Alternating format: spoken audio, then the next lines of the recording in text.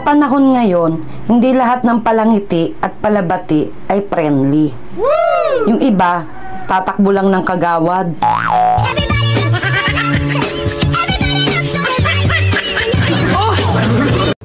Bobo daw ako? Eh kung isampal ko kaya sa'yo tong 95, 90, 93, 96, 94. Grades mo? Hindi. Score ko sa video okay.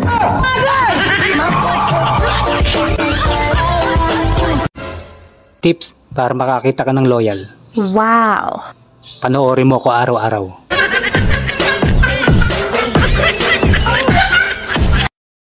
One, two, three.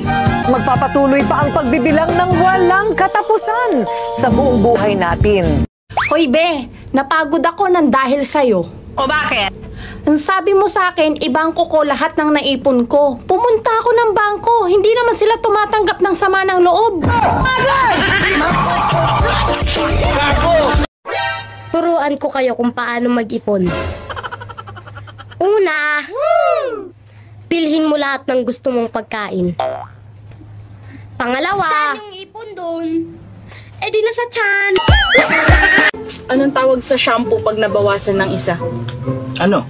Siyam na lang.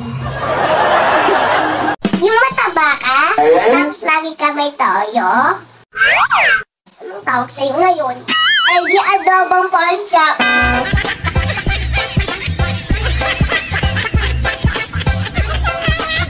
Ate, lalabas lang ako ah. Bawal lumabas o bawal lumabas. Saglit lang. Paulit-ulit. Ah, ganun.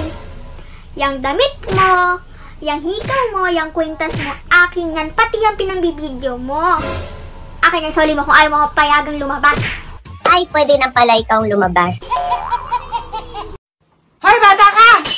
Hoy, bata ako! Alas 2 na ng madaling araw, saan ako galing? Tatanda ko na hindi pa ako nag-iisip. Sige, lumayas na ako at hindi na ako babalik!